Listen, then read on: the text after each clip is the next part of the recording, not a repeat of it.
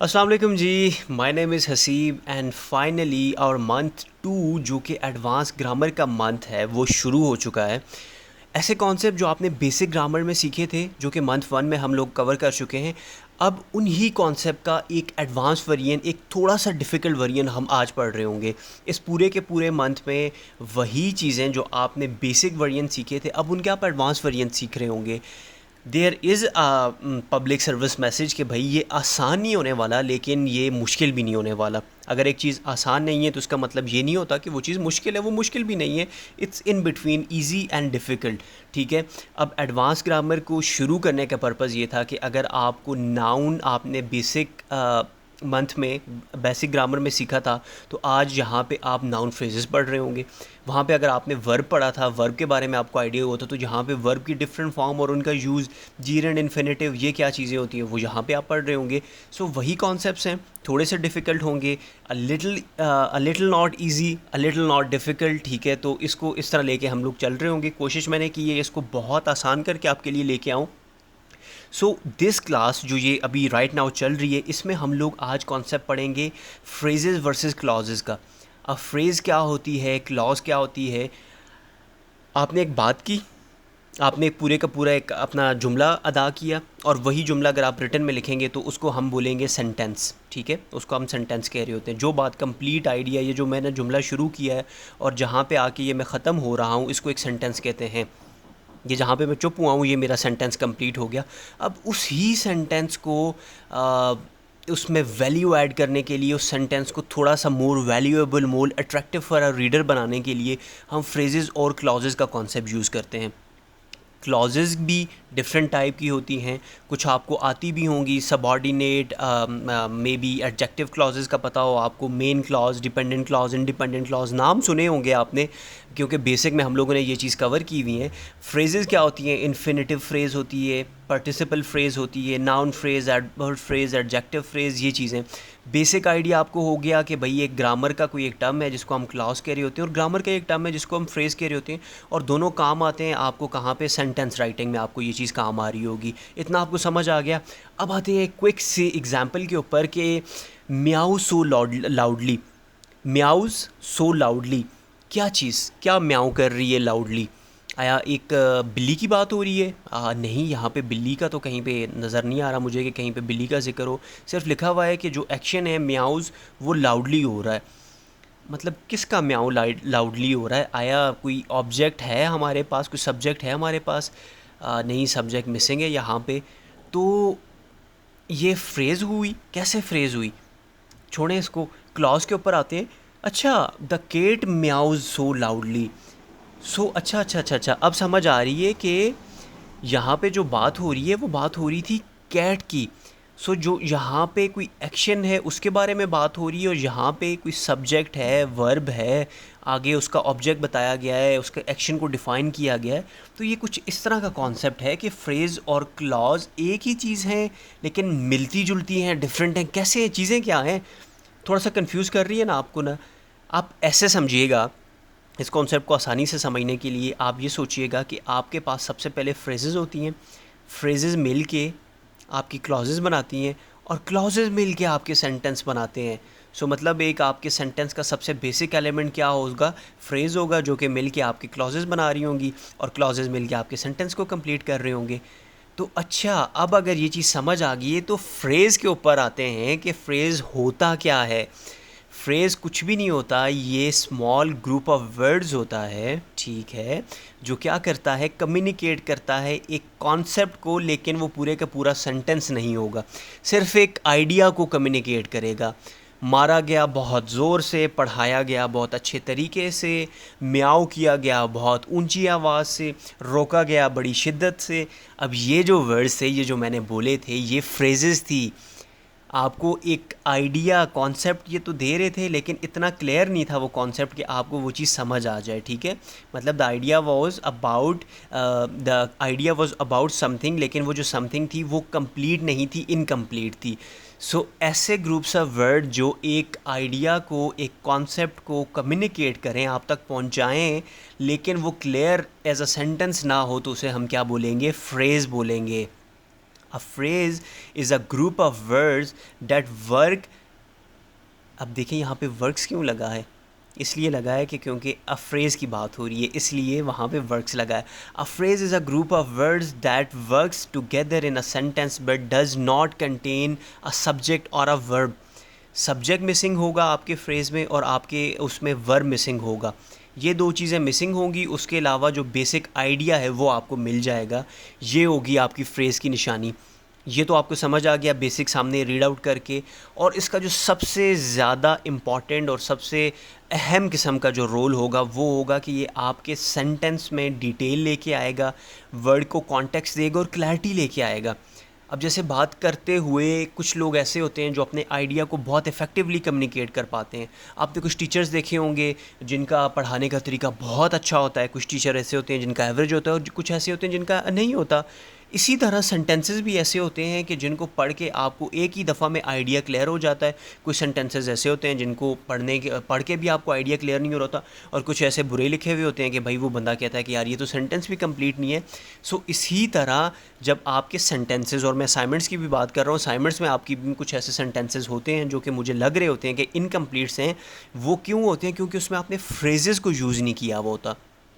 आपका जो कॉन्टेक्स्ट है, आपकी जो डिटेल्स हैं, क्लैरिटी है, वो मिसिंग होती है, जिसकी वजह से लिखने में वो सेंटेंस कंप्लीट होगा लेकिन पढ़ने में वो सेंटेंस कहीं अधूरा, आधा अधूरा सा लग रहा होगा। तो ये ये मिसिंग अ फ्रेज़, यानी जो आपका फ्रेज़ उसमें मिसिंग था, उसकी वजह से आपका जो आइडिया है वो इफ़ेक्टिवली कम्युनिकेट नहीं हो रहा था।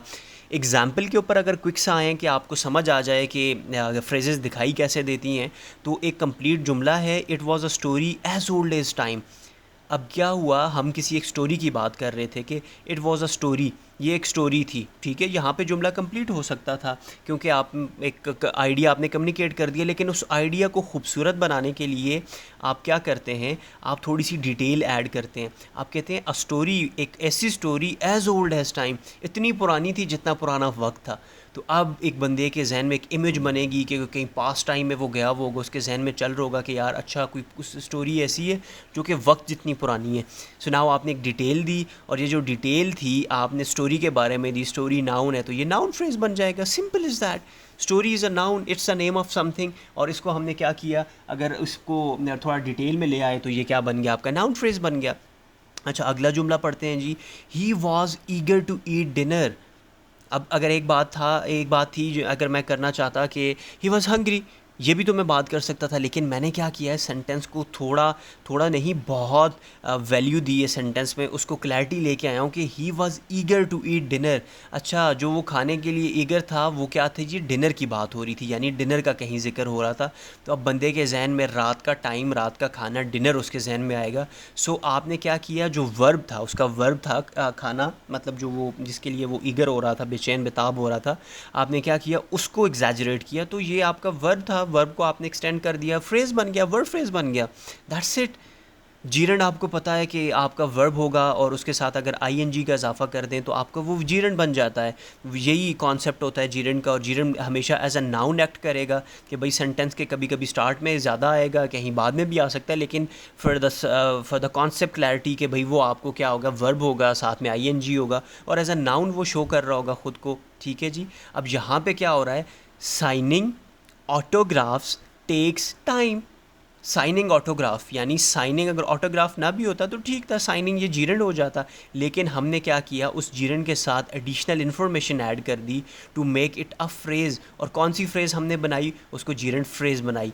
जीरंड फ्रेज़ क्या होती है भाई, आपके जीरंड को जो चीज़ एक्सप्लेन कर रही हो। Signing autograph on a rough paper takes more time. Signing autograph on T shirt makes it difficult for the teacher या फॉर द सेलिब्रिटी। तो आपने क्या किया, एक्स्ट्रा डिटेल्स दी, जो डिटेल्स क्या कर रही हैं, आपके सेंटेंस में मोर वैल्यू, क्लैरिटी ऐड कर रही हैं। तो ये जीरंड को एक्सप्लेन कर रही थी, इसलिए ये जीरंड फ्रेज़ हो जाएगा। तो ये एग्जांपल से भी आपके जहन में आ गया कि यार ये फ्रेजेस का कॉन्सेप्ट क्या है, और आपके पेपर में, आपकी असाइनमेंट्स में अगर मिसिंग हो तो कितना नुकसान हो सकता है। अच्छा, अब फ्रेज़ इम्पॉर्टेंट क्यों है? अगर इतनी ही मतलब इतना इसको पढ़ाया जा रहा है, मैं इतना इसके ऊपर ज़ोर दे रहा हूँ, तो ये इतना इम्पॉर्टेंट क्यों है? इम्पॉर्टेंट इसीलिए है कि आपको पहले बता दिया है कि डिटेल्स दे रहा होगा, आपके पार्ट्स ऑफ स्पीच जो हैं उनके बारे में एग्जैजुरेशन प्रोवाइड कर रहा होगा। एग्जाम्पल से समझने की कोशिश करते हैं कि यहाँ पे शाइला को छोड़े, नूर का नाम लेते हैं, नूर को ऐड करते हैं यहाँ पे। नूर स्कैटेड येस्टरडे, नूर ने कल स्कैट किया, ठीक है, वो जो स्कैट बोर्ड के ऊपर आप स्कैटिंग करते हैं उसकी बात हो रही है, नूर ने कल स्कैट किया। जुमला कंप्लीट है जी, बिल्कुल कंप्लीट है, आइडिया इफेक्टिवली कम्युनिकेट हो रहा है, लोगों को समझ आ रही है, कोई लड़की है, नूर है, उसने कल क्या किया जी, स्कैट किया, सब्जेक्ट वर्ब ऑब्जेक्ट कंप्लीट है सब कुछ। अब मैं कहता हूँ Noor स्कैटेड through the park yesterday, तो अब आपके जहन में अचानक से वो पार्क आया ना, और वो जो गोरों की वीडियो में हम लोग देख रहे होते हैं, वो स्केटिंग के लिए वो यूज़ कर रहे होते हैं, ये घूमे, यहाँ से गए, ये गए, कुछ ऐसा का आइडिया हर बंदे के जहन में एक डिफरेंट पिक्चर बन रही होगी। नूर को जहन में सोचें कोई लड़की है, ठीक है जी, आपके जहन में कोई डिफरेंट आ रही होगी, मेरे जहन में कोई डिफरेंट आ रही होगी। यस्टरडे यानी गुजरा हुआ दिन आपके जहन में आ रहा होगा, पार्क आ रहा होगा, तो आपने क्या किया, थोड़ी सी वैल्यू ऐड की, थोड़ी सी फ्रेजेस यूज़ की, और आपने सेंटेंस को क्या कर दिया, थोड़ा सा मोर अट्रैक्टिव बना दिया। अगला मैं जुमला कहता हूँ कि Noor skated with Ayesha and Laiba yesterday, Noor ने आयशा और लाइबा के साथ स्कैट किया, और वो भी यस्टरडे। अब क्या हुआ, आपके जहन में तीन डिफरेंट कैरेक्टर आ गए, नूर आ गई हैं, आयशा आ गई हैं, लाइबा आ गई हैं आपके जहन में, डिफरेंट लड़कियां आपके जहन में आई, लोकेशन आपके जहन में आई, यस्टरडे का टाइम आया। मैं एक और जुमला कहता हूँ, Noor skated on her brand new longboard yesterday. अब आपके जहन में आया कि भाई नूर उसकी अनबॉक्सिंग कर रही हैं, और वो ब्रांड न्यू स्कैट बोर्ड है उनकी, और उन्होंने कल उसके ऊपर क्या किया, स्कैट किया। सो नाउ आपके जहन में कॉन्सेप्ट और क्लियर हो गया, और आइडिया आपको वो हो गया कि यार आपको समझ आ गई कि अच्छा अब जो चल रहा है, जो सिलसिला आपके जुमलों का चल रहा है, उनमें वैल्यू ऐड होने लग गई हैं। सो इसी तरह जब आप CSS के जुमलों में वैल्यू ऐड कर रहे होंगे, जब आप अपनी डिटेल दे रहे होंगे, तो आपके रीडर के पास, आपके एग्जामिनर के पास कोई पॉइंट, कोई जवाज़ नहीं होगा कि वो आपको इतना बड़ा क्रॉस दे, क्योंकि आप अपनी फ्रेजेस को कंप्लीट करके लिख रहे हैं। तो आया अब फ्रेजेस को एक क्विक ओवरव्यू लेते हैं कि कुछ एडजेक्टिव फ्रेजेस होंगी, कुछ एडवर्ब फ्रेजेस होंगी, नाउन फ्रेजेस होंगी, जो इंपॉर्टेंट है, हम उनकी बात करते हैं कि एडजेक्टिव फ्रेज़ क्या है। एडजेक्टिव फ्रेज़ कुछ भी नहीं है, आपके एडजेक्टिव की एग्जैजरेशन है। आपका जो एडजेक्टिव है, पार्ट्स ऑफ स्पीच में जो आपने पढ़ा है आपने एडजेक्टिव, अब उसकी एग्जैजरेशन कि भाई अगर एडजेक्टिव में वैल्यू ऐड करनी हो तो हम थोड़ी सी इन्फॉर्मेशन ऐड करेंगे, और वो एडजेक्टिव जो है वो एडजेक्टिव फ्रेज़ बन जाएगा, ठीक है। अब ये क्या कर रहा होता है, additional meaning of an adjective दे रहा होता है आपको, और दैट्स इट, इसका और कोई काम नहीं होता। वो एडजेक्टिव होगा, और वो क्या होगा, विद सम एक्स्ट्रा वर्ड्स आया होगा, ऐसा एडजेक्टिव जो अपने साथ इर्द गिर्द के थोड़े से वर्ड्स लेके आ जाए, जुमले को थोड़ा सा वैल्यूएबल कर दे, वो आपका एडजेक्टिव फ्रेज़ होगा। जैसे कि that song choice was bold, जो तुमने वो गाना प्ले किया या तुमने चूज़ किया, वो जो बोल्ड था, दैट चॉइस वाज बोल्ड, हम चॉइस की बात कर रहे हैं कि भाई वो बोल्ड थी। लेकिन जब मैं कहता हूँ कि that song choice was way too bold, कि वो बहुत ज़्यादा बोल्ड थी, तो मतलब अब क्या हुआ, आपके जहन में क्लैरिटी आ गई कि बोल्ड थी, लेकिन बहुत ज़्यादा थी, इतनी बोल्ड थी कि जो कि सोसाइटी के लिए एक्सेप्टेबल नहीं है। मतलब मैं कहता हूँ कि वे टू बोल्ड यार, बच्चों के लिए वो इतना कंटेंट ठीक नहीं था, आपने जो चूज़ किया song, that was not suitable for kids because the song choice was way too bold. तो आपने क्या किया, बोल्ड होना ये उसकी खूबी है ना, लेकिन आपने उसकी एग्जैजरेशन की, वे टू बोल्ड लगा दिया। She was taller than her classmates. अच्छा, अब आपने क्या किया, ऑल ऑफ का वर्ड लगा के अपने रीडर के जहन में एकदम से इमेज ले आए कि एक ऐसी लड़की है जो क्लास में सबसे टॉल है। मतलब आपके जहन में वो एक इमेज डिस्क्रिप्शन क्लियर हो रही है ना। आई होप आपके जहन में वो इमेजेस बन रही होंगी जो मैं बनवाना चाह रहा हूँ, क्योंकि ये इमेजेस ही आपके वर्ड्स की शक्ल में अपने रीडर तक जाएंगी। तो ये अगर वर्ड्स इतने क्लियर हों कि भाई taller than all of her classmates, तो वो क्या होगा, अपने रीडर के लिए विजुलाइज़ करना आसान होगा। अगर विजुलाइज़ करना आसान है तो आपको नंबर वो आसानी से देगा। एडवर्ब फ्रेजेस क्या होंगी, जहन में क्या आता है कि भाई आपका जो वर्ब होगा उसको जो एग्जैजरेशन मिल रही होगी, काम किया गया लेकिन कैसे किया गया, कब किया गया, कहाँ किया गया, कितना किया गया, तो ये क्या होगा, आपका एडवर्बियल फ्रेज़ होगा।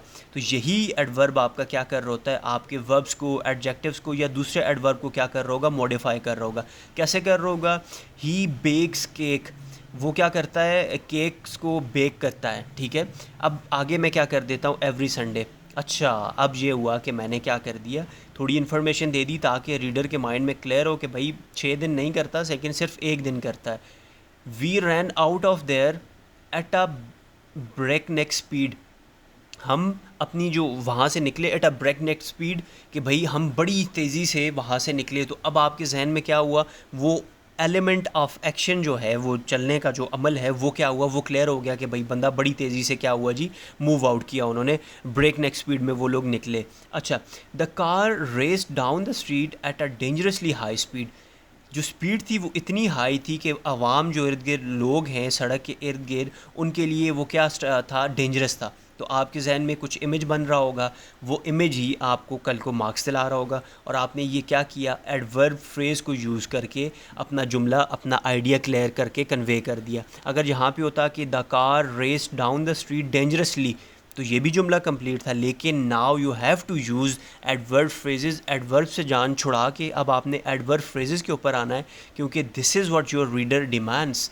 उसको ये चीज़ चाहिए, उसको ये डेंजरसली, स्लोली, ब्रेकनेकली, एवरी संडेली, ये वाली लिली उसे नहीं चाहिए। उसे अब क्या चाहिए, उसे इन्फॉर्मेशन चाहिए, उसे कंटेंट में जान चाहिए, उसे चाहिए कि यार जो कंटेंट हो पढ़ने में मज़ा आए, जहन में इमेजेस क्लियर हों, तब जाके वो आपको नंबर दे रहा होगा। ठीक है, तो अब आपका जब अगली जितनी भी असाइनमेंट्स होंगी, मैं उसमें एडवर्ब, ये जो एडवर्ब्स हैं उनको आई रिक्वेस्ट यू एक्चुअली कि भाई मैं उनको उसमें ना देखूं। क्यों ना देखूं, क्योंकि भाई ये बच्चों वाले कॉन्सेप्ट्स हैं।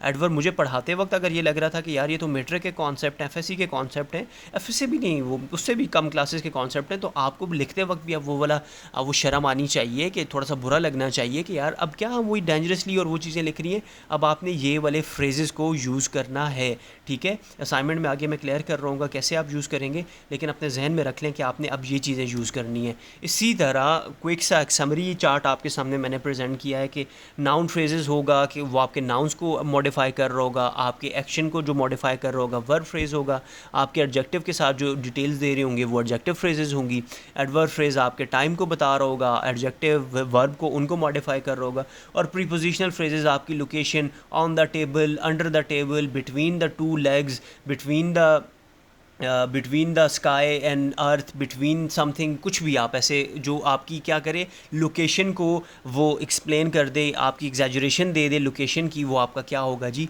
प्रीपोजिशनल फ्रेज होगा, because it's explaining on, in, at, for. उसके आगे जो एक्स्ट्रा इन्फॉर्मेशन है आप वो क्या कर रहे हैं, एडजेक्टिव सॉरी प्रीपोजिशनल फ्रेजेस को यूज़ करके दे रहे हैं। अच्छा, इसी तरह वही आपका कॉन्सेप्ट है कि फ्रेजेस क्या होती हैं, आपको समझ आ चुकी हैं। अब दो मोस्ट इंपॉर्टेंट कॉन्सेप्ट हैं जो आपको समझने चाहिए, बिकॉज़ ये आपकी राइटिंग में बहुत आपको हेल्प कर रहे होंगे। वो कॉन्सेप्ट पहला है अ पार्टिसिपल फ्रेज़ का। पार्टिसिपल फ्रेज़ का कॉन्सेप्ट अगर आपको समझ आ जाए तो मुझे लगता है आपके लिए जुमले बहुत आसान हो जाएंगे, आपके लिए लिखना भी और ठीक जुमले लिखना भी बहुत आसान हो जाएगा। सबसे पहले पार्टिसिपल को समझते हैं। ये स्टेट ऑफ बीइंग है, मतलब आपका वर्ब जब खुद बीइंग स्टेट में आ जाए, जैसे कि एनॉय होना, एक्शन है ना, वर्ब है एनॉय, लेकिन एनॉयड एट हर सेल्फ, खुद जब आप उस एक्शन में इन्वॉल्व हो गए वो आपका क्या बन गया, पार्टिसिपल बन गया। अगर आपका वर्ब जो है उसके साथ आईएनजी है तो वो प्रेजेंट वाला पार्टिसिपल है, और अगर सेकंड फॉर्म वर्ब है और उसके साथ ईडी लगा हुआ है तो वो आपका पास्ट पार्टिसिपल होगा। ये बेसिक सा डिफरेंस है। इसमें रीडिंग मटेरियल दे रहा हूँ आपको इसके ऊपर इंशाल्लाह, जिसमें ये चीज़ आपको बहुत क्लियर हो जाएगी। अब क्या है जी, आपने प्रेजेंट पार्टिसिपल यूज़ किया, जिसने क्या किया, प्रेजेंट पार्टिसिपल यूज़ किया जिसने क्या किया, मॉडिफाई किया आपके नाउन को। यानी आपका जो नाउन था उसकी मॉडिफिकेशन, उसमें वैल्यू एडिशन का काम किसने किया, प्रेजेंट पार्टिसिपल ने किया। प्रेजेंट पार्टिसिपल ने क्या किया, पार्टिसिपल फ्रेज़ ने किया। पार्टिसिपल फ्रेज़ ने क्या किया, उसने brimming with confidence, brimming with confidence, आगे आपने क्या कर दिया, कॉमा लगा दिया। क्यों लगा दिया, क्योंकि भाई ये आपका एक इनकम्प्लीट सा आइडिया है। इसको ऐसे समझें जैसे ये आपकी एक फ्रेज़ है, लेकिन फ्रेज जिस तरह आपकी डिपेंडेंट और इंडिपेंडेंट क्लॉज होती थी ना, ये आपकी क्या है जी, आपकी डिपेंडेंट फ्रेज़ है जो कि अगले जुमले के ऊपर डिपेंड कर रही है, क्योंकि भाई ये पिछले में वैल्यू एडिशन कर रही है लेकिन आगे कुछ होगा तो वैल्यू ऐड होगी ना, तो इसलिए हमने क्या कर दिया, कॉमा लगा दिया। Brimming with confidence Jack blurted the answer. हमने क्या किया, ब्रिमिंग विद कॉन्फिडेंस बताया कि जो कॉन्फिडेंस था, ब्रिम कर रहा था, ब्रिमिंग विद कॉन्फिडेंस, और जो जैक ने क्या कर दिया, अपना आंसर जो है धुंधला दिया। ब्लर्टेड मतलब उसने कॉन्फिडेंस में आके अपना जो आंसर था वो ब्लर्ट कर दिया। अब क्या हुआ, जैक का जो एक्शन था आंसर को ब्लर्ट करने का, उसको क्या किया गया, हमारे पार्टिसिपल फ्रेज़ की मदद से एक्सप्लेन किया गया, एग्जैजरेट किया गया, ज़्यादा उसको डिटेल में एक्सप्लेन कर दिया गया। तो एग्जाम्पल 1 से आपको ये क्लियर हुआ कि कैसे कैसे आपका पार्टिसिपल फ्रेज़ और वो भी स्पेशली प्रेजेंट पार्टिसिपल क्या कर रहा है, आपके एक्शन को डिफ़ाइन कर रहा है। ये एक नॉर्मल सा कॉन्सेप्ट है, बेसिक सा आइडिया आप लें, आगे बहुत सारे जुमले हैं जिसमें हम इसको एक्सप्लेन कर रहे होंगे। अगला जुमला है जो कि पास्ट की बात कर रहा है कि एक्शन हो चुका है। annoyed at herself, खुद पे annoy थी, कौन जी, किसकी बात हो रही है, जिल की। अब वो उसको एक्सप्लेन करेंगे। जिल raised her hands in despair, मायूसी में उसने अपना हाथ उठा दिया। ठीक है जी, अब क्या हुआ, हमने पार्टिसिपल फ्रेज़ यूज़ की, annoyed at herself, आगे कॉमा लगाया क्योंकि ये आपकी डिपेंडेंट फ्रेज़ है, ये आपका एक इनकम्प्लीट सा आइडिया है। और यहाँ पे हमने क्या किया, पास्ट पार्टिसिपल का इस्तेमाल किया और हमने आगे क्या कर दिया, जिल का जो एक्शन है उसको हमने एक्सप्लेन कर दिया, या उसको हमने क्या कर दिया, वैल्यू ऐड कर दी उसमें। सो आपको पता चल गया कि प्रेजेंट पार्टिसिपल को यूज़ करके, पास्ट पार्टिसिपल को यूज़ करके how you can add more value to your sentences. अच्छा, अब आते हैं पार्टिसिपल फ्रेजेस की बहुत सारी एग्जांपल्स के ऊपर। अब क्या है जी, अब आपका पहला जुमला है, running swiftly the athlete cross the finish line. मतलब आपके जहन में आया ना कि वो बड़ा स्विफ्टली, बड़ी तेज़ी से, बड़ी चुस्ती से वो क्या कर रहा था, वो भाग रहा था और उसने क्या किया, जो फिनिशिंग लाइन थी वो क्रॉस कर दी। अगर ये जुमला सिर्फ ये होता कि the athlete cross the finish line, तो किसी के जहन में आता कि थका हारा हुआ एथलीट है, पसीने पसीने हुआ है, भागा, उससे जा नहीं रहा, लेकिन फाइनली उसने क्या कर दी, फिनिश कर दी क्रॉसिंग लाइन। लेकिन अब क्या होता है कि जब आप पीछे एक अपना पार्टिसिपल फ्रेज़ ऐड कर देते हैं तो वो कितनी वैल्यू ऐड कर रहा है कि रनिंग स्विफ्टली, मतलब बड़े कॉन्फिडेंस के साथ, स्विफ्टली, बड़ी वो चुस्ती के साथ वो बंदा जो है वो भाग रहा है, उसने अपनी लाइन जो है वो क्रॉस कर दी। तो इसमें जो पार्टिसिपल फ्रेज़ था वो क्या था जी, प्रेजेंट पार्टिसिपल था। क्यों, रन वर्ब है, आईएनजी आगे लगा के हमने क्या कर दिया, उसको प्रेजेंट पार्टिसिपल में कन्वर्ट कर दिया और पूरी पार्टिसिपल फ्रेज़ ने क्या किया, आपके सेंटेंस में वैल्यू ऐड कर दी। अच्छा, अगला जी, exhausted from a long day at work she collapsed onto the couch. अब क्या हुआ, जुमला अगर ये होता कि she collapsed onto the couch, इसका मतलब था कि भाई वो बीमार है, उसकी तबीयत ख़राब है, या उसके क्या हुआ है कि वो कोलैप्स कर गई है, काउच पे गिर गई है। ठीक है जी, बिल्कुल उसकी जान निकल चुकी है, जैसे थक हार के बंदा वो नहीं हो जाता। तो अब आपने क्या किया, इमेज जहन में क्लियर करने के लिए पार्टिसिपल फ्रेज़ को यूज़ किया जिसने वैल्यू ऐड कर दी आपके जुमले में। अगेन अगला जुमला, written by a renowned author. अब आके समझ आ रही है कि जो किताब हो रही है वो बेस्ट सेलर क्यों बनी, क्योंकि भाई वो written by a renowned author थी। और आपने ये कॉमा नहीं भूलना कि आप क्या कर रहे हैं, डिपेंडेंट क्लॉजेज़ हैं आपकी, डिपेंडेंट फ्रेजेज़ हैं ये आपको क्या कर रही हैं, वैल्यू ऐड कर रही हैं। लेकिन जिसमें वैल्यू ऐड कर रही हैं उसमें और इसमें आपने क्या करना है, कॉमा को यूज़ करना है कि भाई दोनों को डिफरेंस पता हो कि भाई फ्रेज़ कौन सी है, पार्टिसिपल फ्रेज़ कौन सी है और आपका जो कंप्लीट आइडिया है वो कौन सा है। ठीक है जी। और आखिरी जो जुमला है आपका कि filled with excitement the children open the presents. तो अब आपके जहन में क्या हुआ, इमेजेस वो जो हैं वो क्लियर हो गई। Now coming to the exact CSS example जो कि आपके लिए बहुत ज़रूरी हैं, कि मैं कहता हूँ कि इकोनॉमिक सेंटेंस है, आपको अब ये भी क्लैरिटी में साथ साथ दिया करूँगा कि जुमला कौन सा इकोनॉमिक है। इकोनॉमिक सेंटेंस है कि the government's fiscal policies have led to a significant increase in foreign direct investment. जो गवर्नमेंट की फिस्कल पॉलिसीज़ थी उन्होंने क्या किया, सिग्निफिकेंट इंक्रीज़ किया फॉरेन डायरेक्ट इन्वेस्टमेंट में, यानी जो FDIs हैं वो इंक्रीज़ हुई, उनमें सिग्निफिकेंट इंक्रीज़ देखा गया। ठीक है जी, किसकी वजह से, गवर्नमेंट की फिस्कल पॉलिसीज़ इतनी अच्छी थी जिसकी वजह से FDI में इंक्रीज़ देखा गया। क्या हुआ, इंक्रीज़ देखा गया, इंक्रीज़ से क्या हुआ, इंक्रीज़ से ये हुआ कि bolstering the country's economic growth, country की जो इकनॉमिक ग्रोथ है उसको बॉल्स्टर किया गया, उसको बढ़ाया गया, उसको पुरजोर तरीके से क्या किया गया, इंक्रीज़ किया गया, उसमें ग्रोथ देखी गई। तो अब क्या हुआ, आपका ये जो आइडिया था उसको आगे आपने यहाँ पे ये आपने क्या किया, at the end of the sentence आपने अपना फ्रेज़ जो है आपका कौन सा फ्रेज़ जी, पार्टिसिपल फ्रेज़ आपने यूज़ करके आपने अपने जुमले को क्या कर दिया, कंप्लीट कर दिया कि भाई जो FDI में इंक्रीज सिग्निफिकेंट देखा गया उससे क्या हुआ, उससे ये हुआ। ठीक है जी। सो हेयर जो आपका फ्रेज़ था फॉरेन डायरेक्ट इन्वेस्टमेंट FDI, वो आपका नाउन फ्रेज़ था। ठीक है जी। इन्वेस्टमेंट का वर्ड भी मैं यूज़ कर सकता था लेकिन नहीं, मैंने अब क्या करना है, अब मैंने फ्रेजेस को यूज़ करना है, नाउन नहीं, नाउन का फ्रेज़ यूज़ किया फॉरेन डायरेक्ट इन्वेस्टमेंट। और बॉल्स्टरिंग द कंट्रीज इकनॉमिक ग्रोथ ये आपका पार्टिसिपल फ्रेज़ था जिसने क्या कर दिया, जुमले को एक कंप्लीट मीनिंग दे दिया। सोशल सेंटेंस पढ़ते हैं, the implementation of inclusive education policies has resulted in improved access to quality education for marginalized communities। यहाँ तक जुमला कंप्लीट था, फुल स्टॉप होता था, ये जुमला कंप्लीट था कि भाई किसकी इम्प्लीमेंटेशन से, inclusive educational policies, education policies भी हो सकती थी, लेकिन यहाँ पे हमने क्या किया हुआ, इंक्लूसिव एजुकेशन पॉलिसीज़। तो मुझे लगता है कि ये नाउन फ्रेज़ होगा। उसने क्या किया है, हैज़ रिजल्टेड, उसने रिज़ल्ट किया है, मतलब वो जो रिज़ल्ट था वो हो चुका है किसमें, improved access to quality education, पूरा word improved access to quality education. यहाँ पे सिर्फ ये भी हो सकता था has resulted in quality education, ये भी हो सकता था, लेकिन आपने क्या करना है, अब आइडिया पूरे का पूरा देना है। पूरे आइडिया के लिए आप क्या कर रहे हैं, improved access to quality education का वर्ड यूज़ कर रहे हैं। और किसके लिए कर रहे हैं, मार्जिनलाइज कम्युनिटीज़। आपके जहन में गरीब गुरबे वो जो लोग हैं, मार्जिनलाइज कम्युनिटीज़ हैं, वो आपके जहन में आनी चाहिए। क्यों आनी चाहिए, क्योंकि आपने यहाँ पे वो वर्ड लिखा हुआ है, इसलिए आपके रीडर के जहन में ये इमेज बन रहा है। और लेकिन मैं यहाँ पे बस नहीं कर रहा, मैं यहाँ पे कॉमा ऐड करके मैं कर रहा हूँ आगे, fostering social integration and equal opportunities. ये फॉस्टर कर रहा है, किस चीज़ को कर रहा है, सोशल इंटीग्रेशन और इक्वल अपॉर्चुनिटी को फॉस्टर कर रहा है। मैंने अब क्या किया, अपनी फ्रेजेस यूज़ की, noun phrases, inclusive education policies, marginalised communities भी हो सकता था, लेकिन मार्जिनलाइज का वर्ड लगा के फ्रेज़ बना दिया। सोशल इंटीग्रेशन भी हो सकता था, लेकिन नाउन फ्रेज़ है। और इक्वल अपॉर्चुनिटीज़ हमने करके क्या कर दिया, पूरे का पूरा एक आइडिया दे दिया। और जो एंड पे आपकी ये है, fostering social integration and equal opportunities, ये आपका कंप्लीट क्या था जी, आपका फ्रेज़ था। और कौन सा आपका फ्रेज़ था, जो अभी हम पढ़ के गए हैं, पार्टिसिपल फ्रेजेस। आपने ये पढ़ी, आपने उनको यूज़ किया इकोनॉमिक सेंटेंसेस में, सोशल सेंटेंसेस में, और आपके माइंड में चीज़ें क्लियर होने लग गई। पॉलिटिकल सेंटेंस पढ़ते हैं। पॉलिटिकल सेंटेंस कहता है कि the election campaign was marked bye a heated debates and strong political rhetoric. अब उसके आगे मैं कॉमा लगा के मैं कहता हूँ कि as candidates sought the sway voters and gain public support. अब क्या हुआ, मैंने एक आइडिया दिया कॉमा से पहले, और उस आइडिया को मैंने एग्जैजरेशन के साथ कंप्लीट किया कॉमा के बाद। यूज़ मैंने क्या की, बहुत सारी फ्रेजेस। कौन सी फ्रेजेस, डिबेट्स भी हो सकता था, लेकिन हीटेड डिबेट आपने क्या कर दिया, नाउन फ्रेज यूज़ कर दिया। स्ट्रॉन्ग पॉलिटिकल रेटरिक, आपका रेटरिक आपका एक वर्ड हो सकता था, लेकिन आपने पीछे स्ट्रॉन्ग पॉलिटिकल लगा के उसकी एग्जैजरेशन की, नाउन फ्रेज आ गया आपका।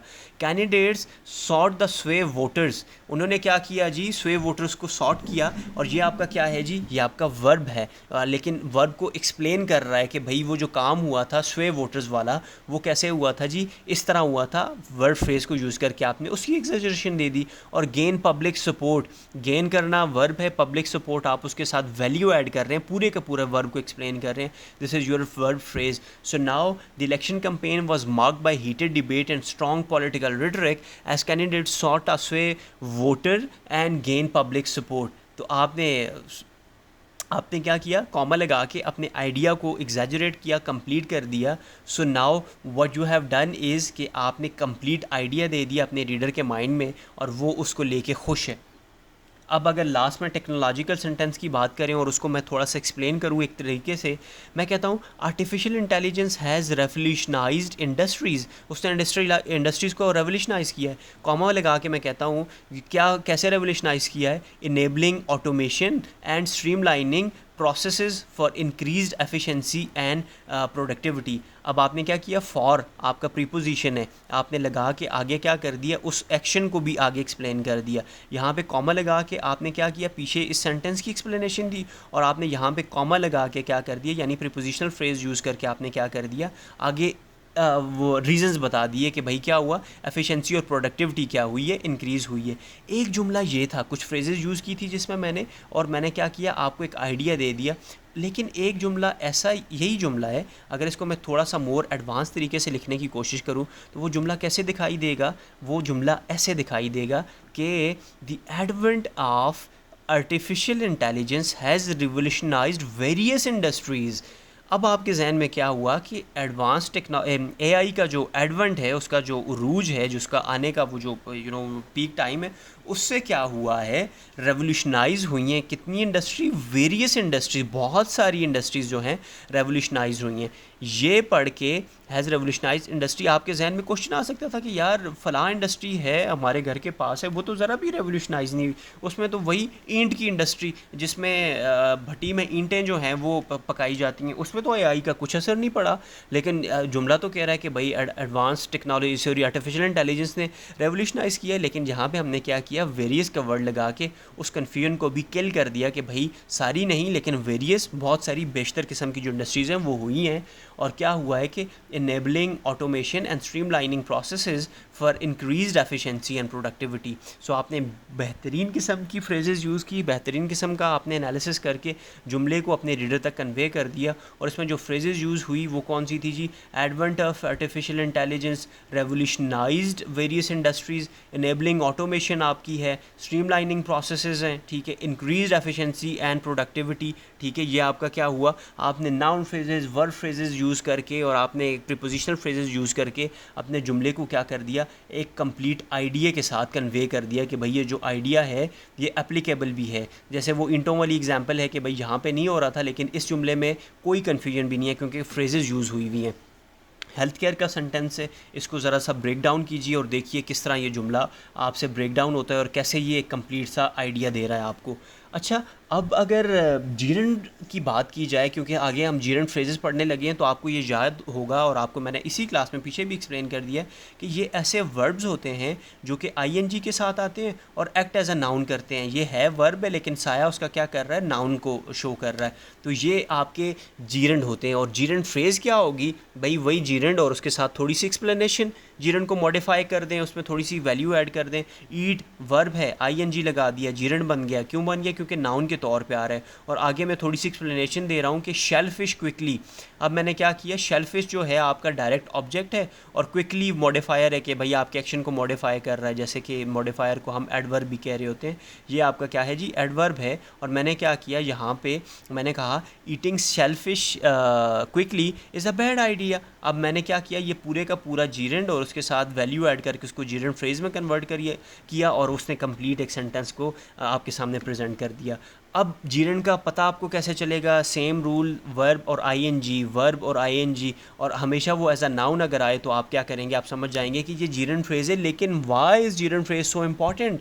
ये इतना इंपॉर्टेंट क्यों है? मैं इतना ज़ोर क्यों दे रहा हूँ? क्योंकि भाई जब सीएसएस में आपसे आपका रीडर, आपका एग्जामिनर पूछेगा कि यार मुझे सजेशन दो, नॉट इन सीएसएस ऐसे writing but in Pakistan affair, current affairs and all other subjects, आपसे जब सजेशन मांगी जा रही होंगी, रिकमेंडेशन मांगी जा रही होंगी, वहाँ पे आपने ये कॉन्सेप्ट यूज़ करना है, जीरंड वाला। क्यों यूज़ करना है? Because it is so important. कैसे इंपॉर्टेंट है? अब मैं आपको बताता हूँ कैसे इंपॉर्टेंट है।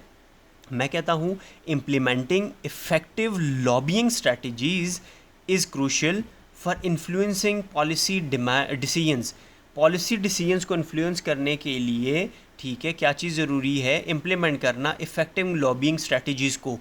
अब ये क्या हुआ? मैंने एक डिक्लेयर की एक बात, मैंने ठोक बजा के एक बात की कि भाई आपका जो पॉलिसी डिसीजंस हैं उनको इन्फ्लुएंस करने के लिए क्या चीज़ क्रूशियल है? इम्प्लीमेंट की जाए। किसको? इफेक्टिव लॉबिंग स्ट्रेटजीज़ को इम्प्लीमेंट किया जाए। डिक्लेरेटिव सेंटेंस आया, declarative tone of sentence I. और वो कैसे आई? क्योंकि शुरू में मैंने जीरंड को यूज़ किया और जीरंड फ्रेज़ को यूज़ किया यहाँ पे। अगला जुमला पढ़ते हैं, economic investing in renewable energy technologies. ये क्या हुआ? पूरे का जीरंड फ्रेज़ आया। Can lead to sustainable to substantial cost saving in the long run. ये क्या कर सकता है? सब्सटेंशियल कॉस्ट सेविंग कर सकता है लॉन्गर रन में, एक लंबे दौरानिए में। ये क्या कर सकता है? सब्सटेंशियल कॉस्ट सेविंग कर सकता है। कौन?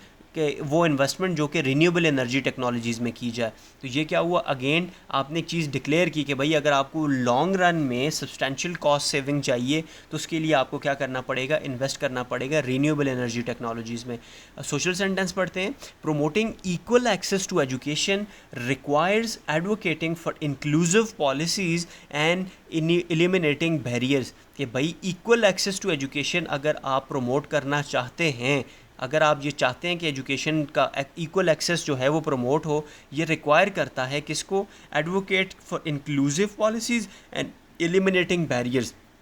इन दो कंडीशंस को, कंडीशंस 2 और कंडीशन 1, इनको क्या किया जाए? इनके ऊपर वर्क किया जाए तो आपका जो इक्वल वो है एजुकेशन का एक्सेस है वो प्रमोट किया जा सकता है। आपने क्या किया? एक सजेशन दे दी कि भाई अगर तुम्हें इक्वल एक्सेस टू एजुकेशन चाहिए तो वो रिक्वायर करेगा advocating for inclusive policies and eliminating barriers.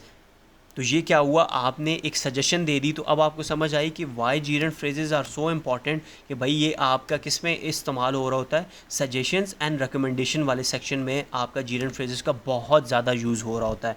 ठीक है जी, अब आते हैं अगली एग्जाम्पल के ऊपर। पॉलिटिकल सेंटेंस है, engaging in peaceful protest is a fundamental right protected by the constitution.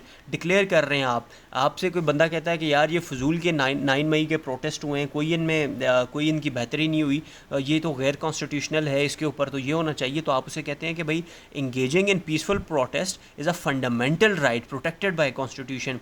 भाई पीसफुल अगर वो प्रोटेस्ट था तो उसमें इंगेज करना जो है ये एक इंसान का फंडामेंटल राइट है, जो कि कॉन्स्टिट्यूशन भी प्रोटेक्ट करता है। तो ये क्या हुआ, आपने एक बात की और सॉलिड डिक्लेरेटिव सेंटेंस आपने बंदे को दे दिया। इकोनॉमिक सेंटेंस पढ़ते हैं, encouraging entrepreneurship and fostering innovation are key drivers for economic growth या of economic growth. Economic growth के की ड्राइवर क्या हैं, एंटरप्रेन्योरशिप को इंकरेज किया जाए और इनोवेशन को फॉस्टर किया जाए। ये दो काम जब तक नहीं करोगे तब तक आपकी इकोनॉमिक ग्रोथ ड्राइवर जो है वो ड्राइव नहीं करेगा, यानी ग्रोथ नहीं होगी इकोनॉमिक। आपने क्या कर दिया, एक सजेशन दे दी कि भाई ये दो काम करोगे तो होगा, नहीं करोगे तो नहीं होगा। सोशल सेंटेंस पढ़ते हैं, building strong community networks involve organizing events and facilitating meaningful connections. दो आइडियाज़ जब तक अमल नहीं करोगे आपका जो स्ट्रॉन्ग कम्युनिटी नेटवर्क है वो बिल्ड नहीं होगा। आपने जीरेंट फ्रेज की मदद से ये अपना आइडिया बंदे को दे दिया। So this was all about आपके जीरेंट्स फ्रेजेस, आपकी फ्रेजेस, आपकी एडजेक्टिव फ्रेजेस, नाउन फ्रेजेस, सब कुछ आपने यहाँ तक कवर कर दिया। अब अगली जो क्लास 2 होगी उसमें हम लोग क्या पढ़ रहे होंगे, हम क्लॉजेस को पढ़ रहे होंगे कि भाई क्लास 2 में क्लॉजेस क्या हैं, उनका क्या कॉन्सेप्ट है, वो कैसे यूज़ की जाती हैं। तो आपकी जो इस क्लास की असाइनमेंट है क्लॉजेस की, ठीक है, वो एंड पे है, अभी मैं आपको यहाँ पे शो कर देता हूँ।